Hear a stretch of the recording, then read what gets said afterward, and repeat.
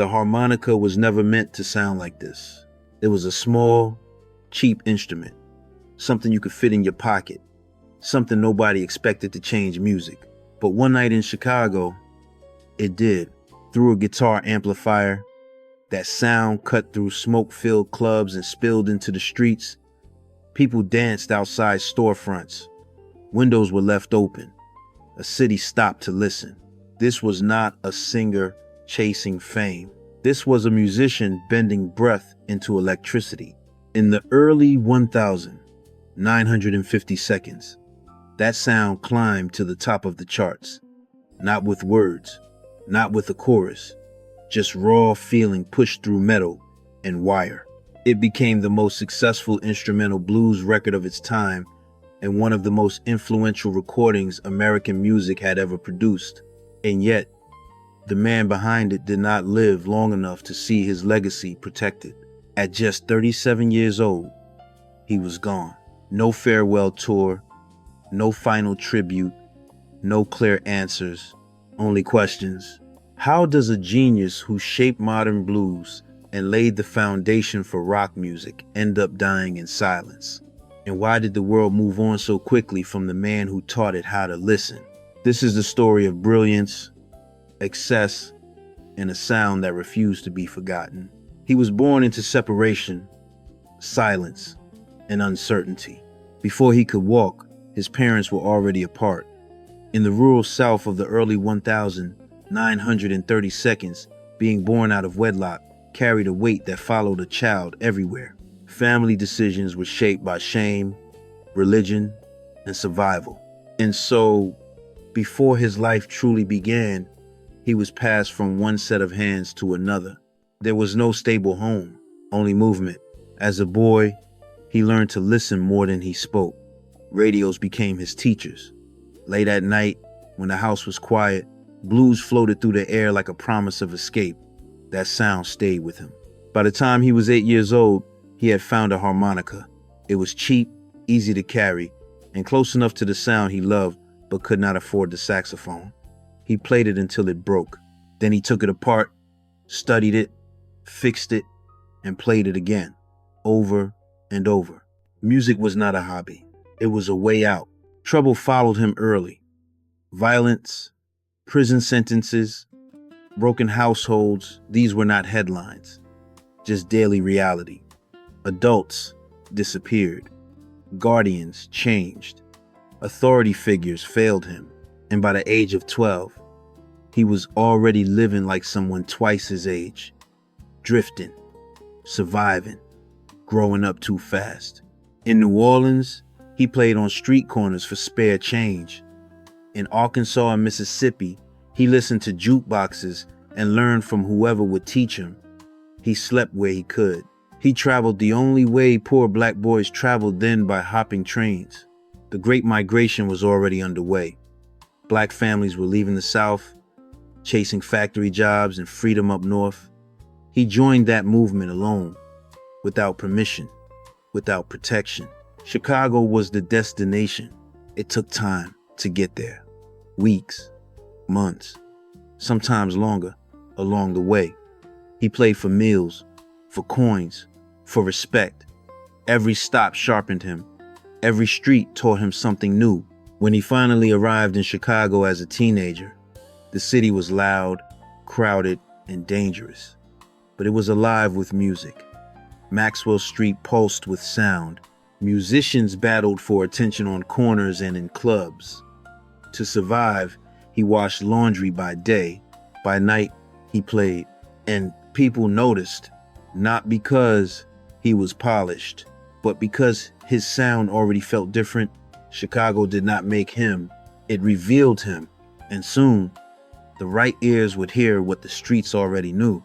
Chicago was ready for him, even if it didn't know it yet. In smoky clubs and crowded bars, musicians competed the only way they knew how, by outplaying everyone else. Nights were loud, tempers were short, pride was everything. And in that environment, talent did not whisper. It fought to be heard. At first, the harmonica struggled to survive in the chaos. Guitars cut through the room, Drums filled every corner. His sound was there, but it was getting buried. So he made a decision that would change music forever. He cupped the microphone in his hands, pressed it against a harmonica, and fed the sound directly into a guitar amplifier. The result was raw, distorted, alive. It didn't sound polite. It sounded dangerous, like a horn section screaming through a single breath. People stopped talking, then they started listening. What he created wasn't just louder, it was emotional. Each note bent and growled. Each pause carried tension. The harmonica was no longer background texture. It was the voice leading the band. That sound carried him into the studio. In 1952, an instrumental track built entirely around that amplified harmonica climbed to the top of the rhythm and blues charts.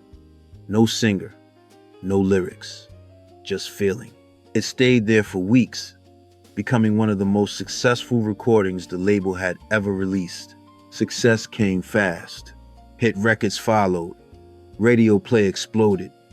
Crowds grew larger and louder. Money flowed in. Cadillacs filled the parking lots. What had started on street corners now ruled nightclubs across the country. By the mid-1950 seconds, he was no longer just a sideman. He was a star. His records topped the charts.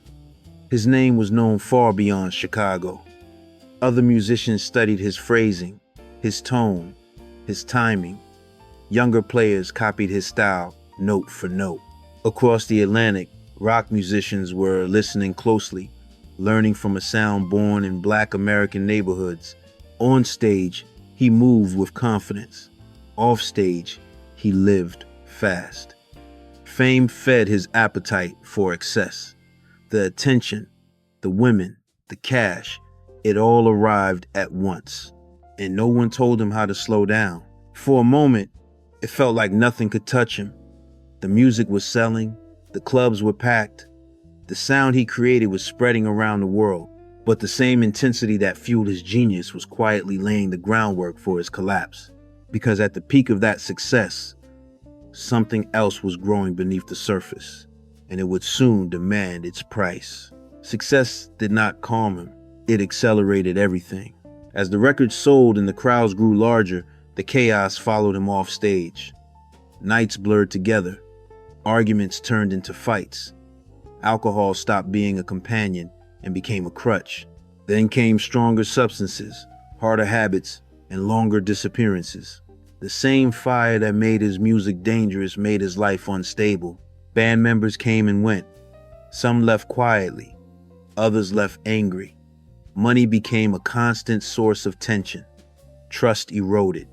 And with each departure, the circle around him grew smaller. Violence became routine. There were street fights, club fights, confrontations with strangers who wanted to test him. Police encounters were frequent, especially on the road in the South. Beatings left scars that cameras later captured in still photographs.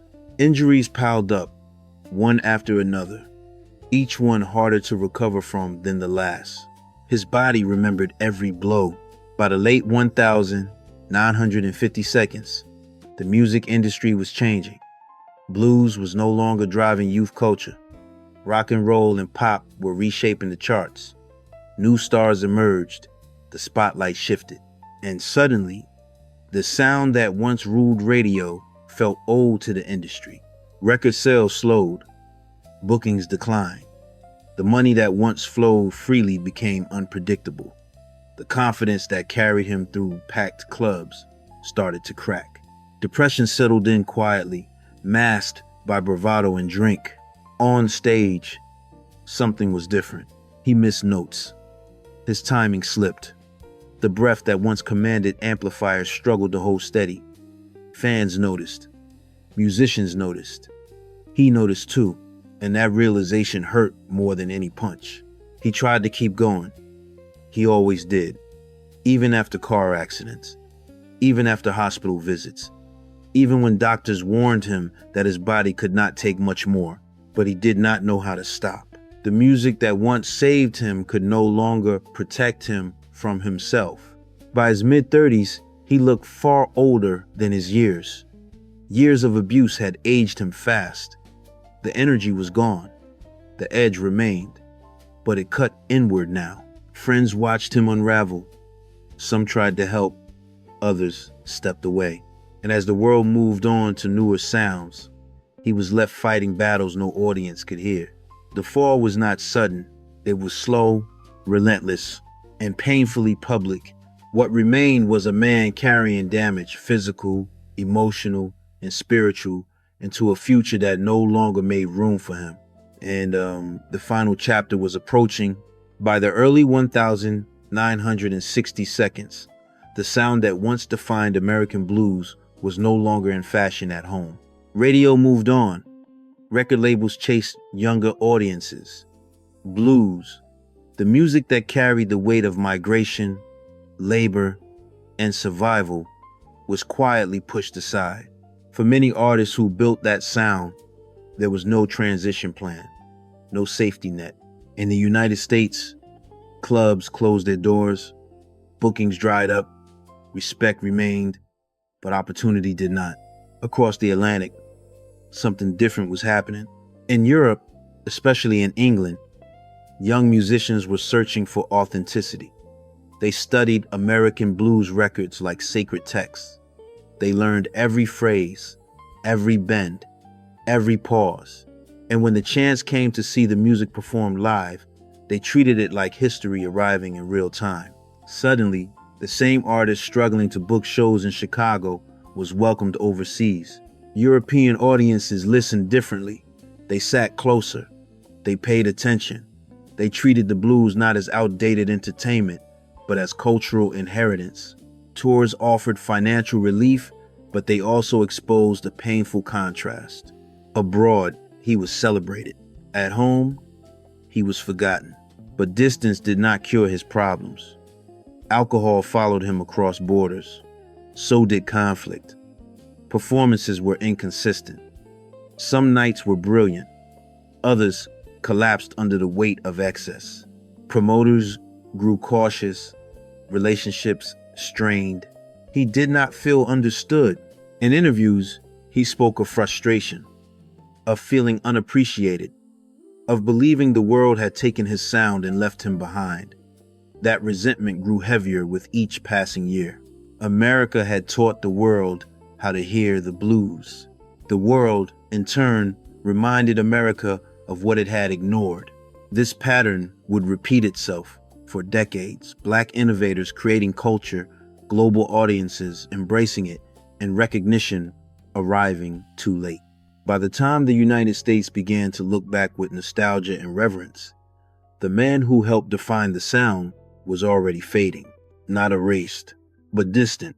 And when the music finally slowed, what remained was not bitterness, but a legacy waiting to be acknowledged. When he died, there were no headlines celebrating a pioneer. There was no grand farewell, no national reflection, no moment where the country stopped to acknowledge what had been lost. His grave remained unmarked for years, while the sound he created continued to travel the world without his name attached to it. That is how history often treats its innovators. Long after his passing, musicians began to speak more openly about where their sound came from. Scholars traced the roots. Fans dug deeper. Slowly, recognition arrived, not as applause, but as understanding. His recordings were preserved. His most influential work was inducted into halls of fame. Lists were written. Documentaries followed. Films introduced his story to new generations who had never walked the streets where that sound was born. But legacy is not just about awards. It lives in every harmonica player who cups a microphone, in every guitarist who bends a note and waits for it to cry back, in every rock band that built global fame on a foundation laid in Black American neighborhoods. He was not a saint. He was not a victim. He was a human being gifted, flawed, and unprotected in an industry that consumed talent without teaching survival. His story is not just about music. It is about what happens when brilliance arrives faster than guidance, when success outpaces stability, when a culture celebrates the sound but neglects the source. Some stories do not end with redemption. They end with responsibility hours. To remember correctly, to give credit honestly, to protect the artists who come next. If this story stayed with you, take a moment to reflect on what it asks of us. Not applause, not pity, just recognition. And if his music ever made you feel something, if it ever stopped you in your tracks, share that moment below. We read every comment. Some legacies fade quietly. Others keep playing long after the room has gone silent.